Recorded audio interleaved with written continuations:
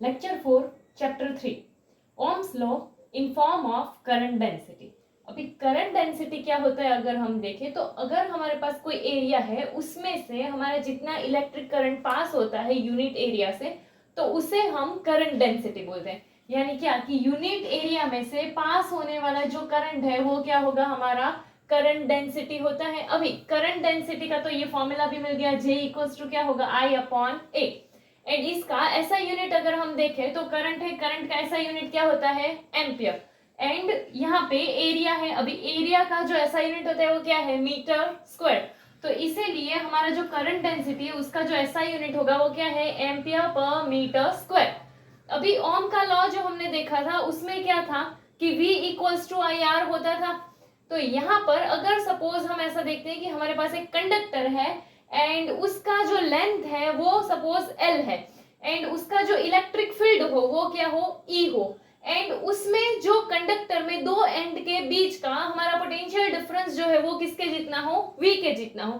तो इसके लिए हम ऐसा बोल सकते हैं कि V इक्वल्स टू क्या होता है, EL। अभी ये कहाँ से आया, तो ये हमने सेकेंड चैप्टर में सीखा था कि V इक्वल्स टू जो है वो EL के अकॉर्डिंग हमें मिल सकता है।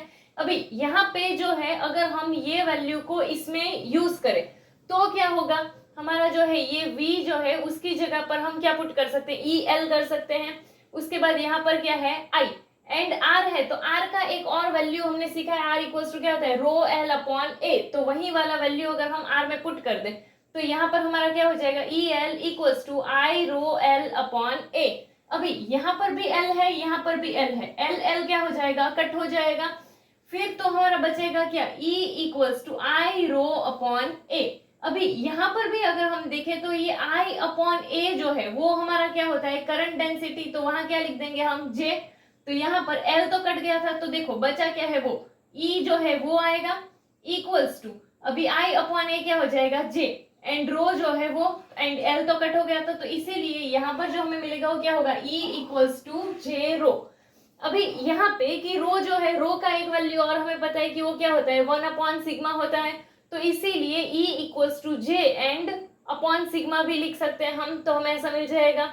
अभी यहाँ पे अगर हम देखें तो यानी कि फील्ड के लिए अगर हम देखेंगे तो वो हमें क्या मिलेगा, E equals to J upon sigma.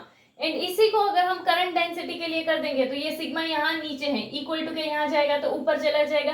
तो इसीलिए हमें J इक्वल्स टू क्या मिल जाएगा, E सिग्मा के हिसाब से मिल जाएगा। तो यहाँ पर हमें दो फॉर्मूला मिले हैं, एक तो क्या है कि E equals to J and secondly J equals to sigma E। And यहाँ पर ये जो हमारा J equals to sigma E है ये ओम के लॉ का वेक्टर फॉर्म है। तो ये जो हमने देखा ये क्या है, तो कि हमने जो है पहले ओम के लॉ को करंट डेंसिटी के फॉर्म में देखा, ऐसा भी बोल सकते हैं, या फिर ओम के लॉ को वेक्टर फॉर्म में देखा वो भी बोल सकते हैं। एंड यहाँ पे हमने जो चीज सीखी है मेनली वो क्या है, करंट डेंसिटी। कि करंट डेंसिटी जो हमारा होता है वो क्या होता है, तो कि यूनिट एरिया से पास होने वाला current J equals to I upon A।